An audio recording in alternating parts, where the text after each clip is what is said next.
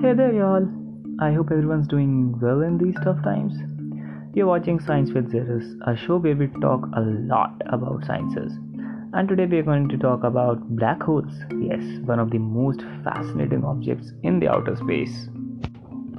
Last year we got some really good images of the black hole for the first time. And yesterday on 6th May 2020, astronomers discovered a black hole that's just 1000 light years away and they're calling it the HR 6819.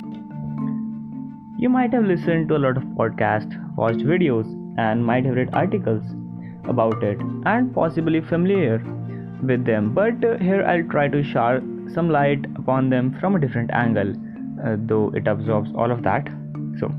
But first of all, what exactly are black holes? Keeping it straightforward, when a lot of matter is consolidated in a tiny area, its gravitational pull becomes so much stronger that it tends to pull everything which comes into its periphery. And that's because every object in this universe have a gravitational pull of its own, and when this matter comes together it gives rise to an even greater gravitational pull, and as a result of which the black hole attracts or pulls everything to its center, to its core. And the black hole usually occurs, usually you can say usually happens when a star dies. Since no light can escape it, it is impossible to see a black hole. As to see something, light needs to be reflected, but this bad boy sucks it all. We have got some special tools though, which observe the movement of stars around a black hole as they act differently from the others. Should we talk about sizes now? Big black holes. So, their size could vary a lot.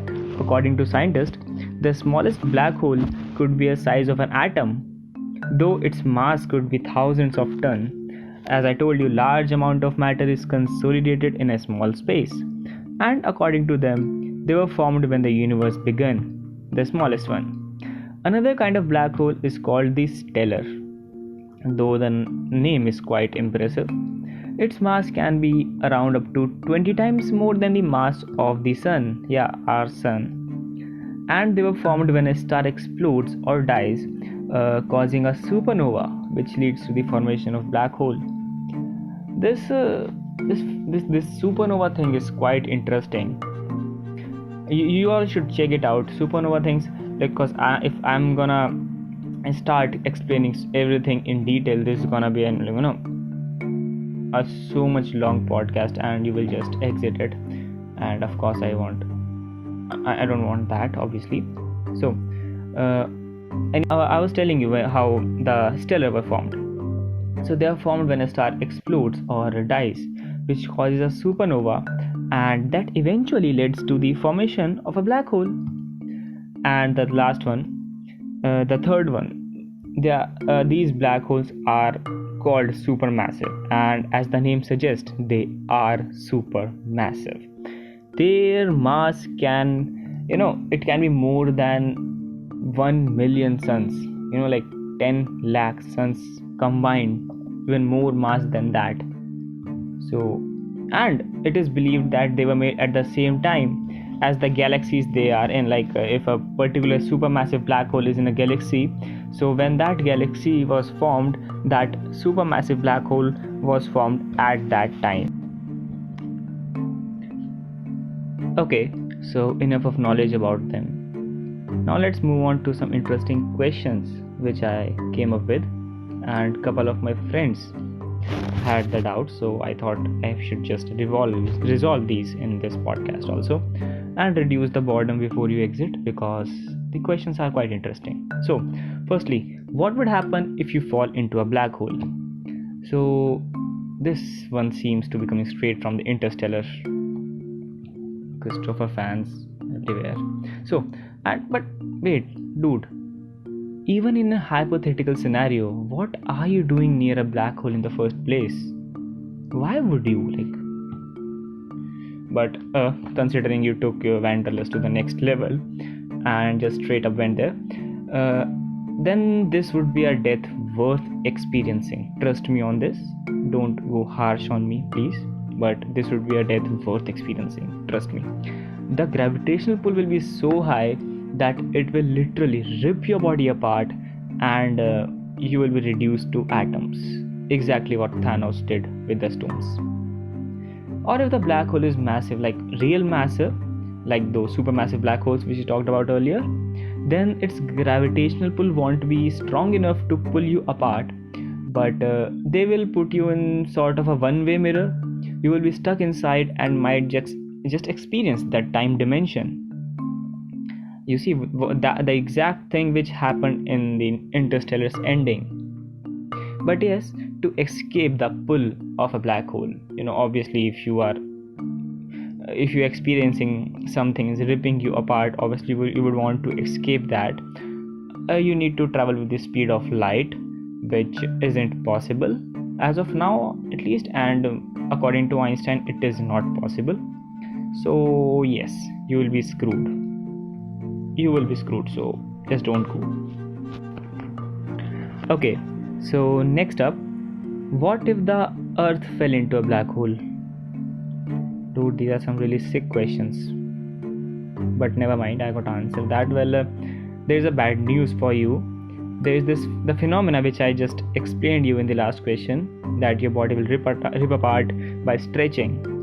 So this phenomena is known as spaghettification. Spaghetti, if you don't know, spaghetti is form of noodles which we have. So you will be transformed into a noodle if you go into a black hole. The exact same thing will happen with the earth as well.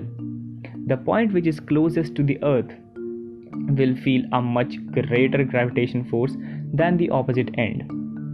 Yeah, and this will cause the earth to just stretch, and we all will be doomed. Yes, that will be last.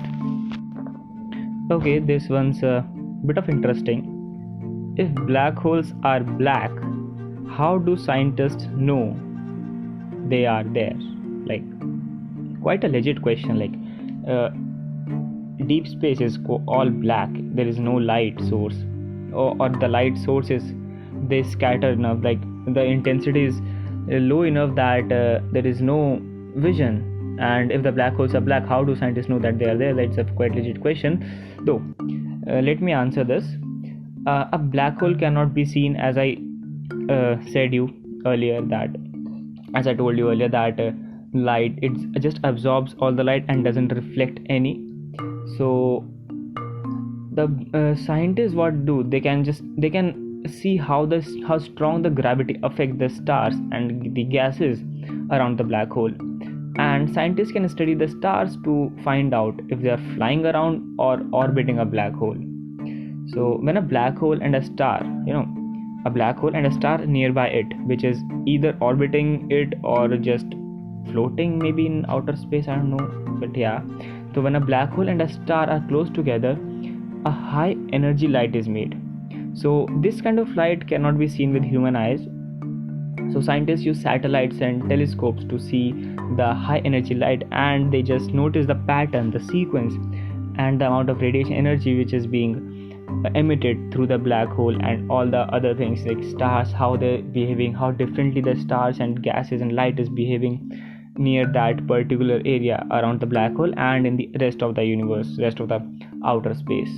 So that's how scientists determine that there is a black hole. Okay, so this last one, this one's interesting. Can we create black holes here on Earth? And if yes, what could be the consequences and all the things related to that, obviously. So well, possibly we can. Theoretically, if I talk, we can, using the Large Hadron Collider, a particle accelerator at CERN, CERN. Yes, the same machine used to find the God particle few years back, but you see, it will be so much dangerous, I'm telling you. That machine will create a relatively small microscopic black hole, and as the laws of physics goes, its pull and the tidal forces, those forces which pull you, which rip you apart in a black hole, those are known as tidal forces. Let me remind you. would be strong enough to eat up things within billions of seconds. Like your blink of eye is so much late. In billions of seconds, they will just eat up the things around them, and it will continue to grow and become a nightmare. But talking accordingly to the quantum physics, as Stephen Hawking, the great Stephen Hawking, I should say, stated, black holes radiate energy. And let me remind you, he stated this in A Brief History of Time in his book.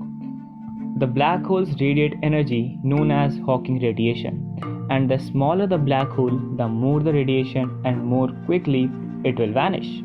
So a black hole which is 1,000 times smaller than a proton should disappear instantly in a quick burst of radiation. So based on quantum theories, quantum physics, if we create the black holes on the earth using that particle collider, particle accelerator, so they'll be so microscopic that they will just radiate energy and just vanish into space or somewhere else.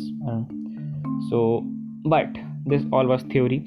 Practically, scientists have actually succeeded in making a microscopic black hole, but they couldn't control it, and that microscopic black hole dropped right through the particle accelerator's containment fields. Gravity pulled the hole toward the center of the earth, where the hole is now growing bigger and bigger by absorbing the atoms surrounding it. And it is growing slowly now, but with every minute passed, it's getting larger and larger at an ever increasing pace. So its acceleration of increasing is also increasing. So a few days, few months, few years, maybe, I don't know, even scientists are not sure, are left until the hole will grow big enough and two jets from opposite ends of the earth, from opposite sides of the earth, will blow up and prove us that there is a giant black hole eating our world from the inside out.